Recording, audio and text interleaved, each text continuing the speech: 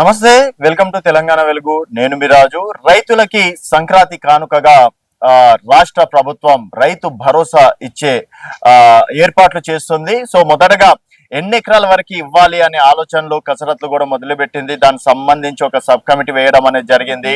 So అర్హులకి ఏ విధంగా select చేయాలి? గత ప్రభుత్వం 200 ఎకరాలు, 300 ఎకరాలు, అలాగే అవి ప్లాట్లు చేసినా, లేఅవుట్లు చేసినా, కొండలున్నా, గుట్టలున్నా, వాగులున్నా, సరస్సులున్నా కూడా వారికి రైతు బంధు ఇవ్వడం అనేది జరిగింది. బట్ ఇప్పుడు రేవంత్ రెడ్డి సర్కార్ మాత్రం రైతుల విషయంలో పేదవారికి న్యాయం జరగాలి, ఉన్నత వారికి అవసరం లేదు అని చెప్పేసి 7 ఎకరాలు ఉన్న లోపు 7 ఎకరాలు ఉన్న వారికి రైతులకి రైతు భరోసా వెయ్యాలని చెప్పేసి కూడా నిర్ణయించుకుంది. దానికి సంబంధించి రేపో ఎల్లుండో జీవో వచ్చే అవకాశాలు కూడా ఉన్నాయి.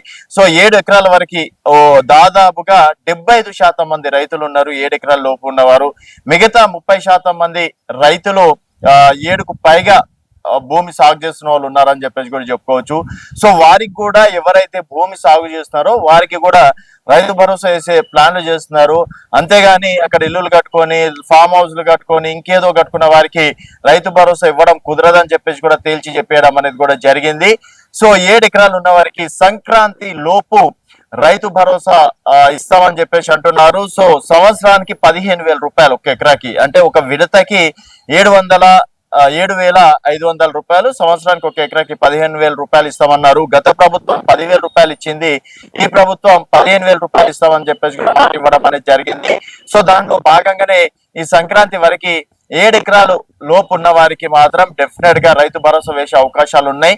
గతంలో కూడా చూసుకున్నట్టయితే మొదటగా 2 ఎకరాలు, తర్వాత 5 ఎకరాలు, తర్వాత 10 ఎకరాల వరకు రైతు బంధు వేయడం అనేది జరిగింది.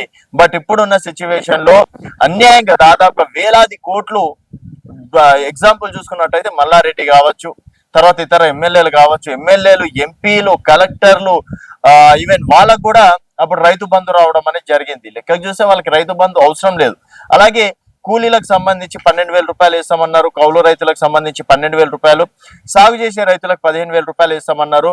సో ఒక్క రూపాయి అయినా సరే వృధా కాకుండా ప్రజలకు ఇస్తే డెఫినెట్ గా దానికి ఒక అర్థం ఉంటుంది. ఒక ఎకరాకైనా 10,000 అన్నప్పుడు 15,000 రూపాయలు ఇవ్వడం అనేది జరుగుతుంది. కాబట్టి సో అదే పైసలు రైతులకు ఇవ్వాలనే ఆలోచనలో రేవంత్ సర్కార్ ఉన్నట్టు కూడా తెలుస్తుంది. దానికి సంబంధించే మొదటగా 2 ఎకరాలు, 5 ఎకరాలు, తర్వాత 7 ఎకరాల వరకు రైతు భరోసా ఇచ్చే అవకాశాలు ఉన్నాయి. సో ఇప్పటికే స్థానిక సంస్థల ఎన్నికలకు సంబంధించి కూడా నోటిఫికేషన్ కోసం ఎదురు చూస్తున్నారు. ఆల్రెడీ గుర్తులు కూడా రావడం అనేది జరిగింది. కాబట్టి సో ఇలాంటి సిచ్యువేషన్ లో రైతు భరోసా కనుక వేస్తే, ఆల్రెడీ రైతు రుణమాఫీ చేసి కాంగ్రెస్ ప్రభుత్వం అంతో ఎంతో సక్సెస్ అయ్యింది. ఇప్పుడు రైతు భరోసా చేస్తే కూడా కాంగ్రెస్ ప్రభుత్వం ప్రజల లోపలికి వెళ్ళి రైతు భరోసా ఇచ్చాం, అలాగే రైతు రుణమాఫీ కూడా చేశాం. కాబట్టి డెఫినెట్ గా అవకాశం ఇచ్చే అంటే ఛాయిసెస్ ఉన్నాయి. ఆ విధంగా గ్రామాలలో రేవంత్ సర్కార్ ఈ విధంగా పావులు కలుపుతున్నారు. సో రైతు భరోసా 7 ఎకరాలు ఉన్న వారికి అయితే మొదటగా ఇచ్చే అవకాశాలు ఉన్నాయని చెప్పేసి కూడా చెప్పుకోవచ్చు. దీనికి సంబంధించిన కమిటీ వివరాలు కూడా, అలాగే రేషన్ కార్డులకు సంబంధించి కావచ్చు, తర్వాత ఇతర సర్వేలు కూడా జరుగుతున్నాయి. సో నేడో రేపో దానికి సంబంధించి జియో కూడా వచ్చే అవకాశాలు ఉన్నాయి. మరి 7 ఎకరాల వరకే ఇవ్వడం ఎంతవరకు కరెక్ట్ అనేది మీ అభిప్రాయాలు కింద కామెంట్ రూపంలో తెలియజేయండి. చూస్తూనే ఉండండి తెలంగాణ వెలుగు.